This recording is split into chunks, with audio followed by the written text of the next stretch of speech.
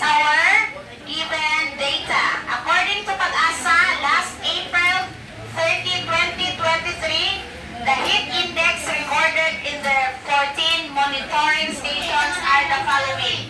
So we have the following given. First, you are going to find what?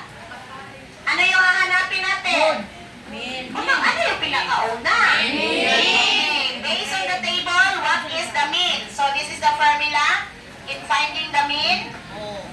Okay, sum of the values over the number of values. So you're going to write, isulat natin yung pinakauna. Wait lang. Okay, you're going to write 41 plus 28 plus 42 plus 34, ano pa yun? 38. Plus 38 plus 31, ano pa? Plus 40 plus 44 plus meron bang 31 kuya? 38, 40 1, 41 40, 44 43 ano pa? 36 41 plus 40 plus 44 plus 41. Ito yung nasa baba. So, ilan lahat? Okay. Ang number values mo na. Pila sila kabuo?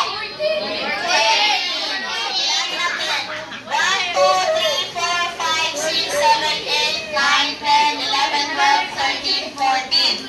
So divided by 14. The number of 40. 40. Unsa problema kanyon? Saan ang Nako. 41 ang last. 41 ang last. Ay, wala pa. Min naman ta. Min. Okay.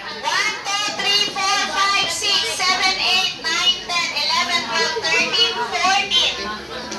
Okay, divided by 14. But before that, you are going to add them all. Pila ang total?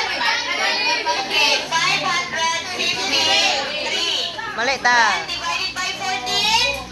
39.5 degrees Celsius. Okay, degrees Celsius. I-ano sa iya? Ilagay mo yung formula ay sa pag-video yan. You're going to arrange. Okay, Big Marlo. Did you arrange it? Okay. So in order to find the median mark, we are going to arrange from smallest to largest or largest to smallest. So sa kanya, smallest.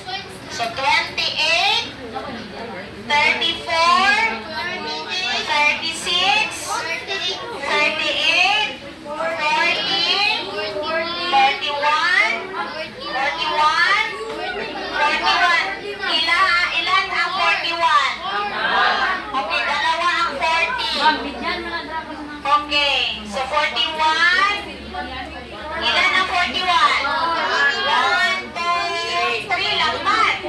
Ay, 4. Okay, 3, 4. Anong kasunod? 42, 43, and 44. Ilan ang 44? Okay, dalawang 44. So, 1, 2, 3, 4, 5, 6, 7, 8, 9, 10, 11, 12, 13, 14. Okay, very good. Thank you. So, 14. Saan ang middle? 44. Ay, 41 din. So, 14 man, divided by 2, 7. 1, 2, 3, 4, 5, 6, 7. So, dito. 1, 2, 3, 4, 5, 6, 7. So, dito ang middle. Ikaw? 1, 2, 3, 4, 5, 6. 1, 2, 3, 4, 5, 6. So, dalawa. Okay, 1, 41.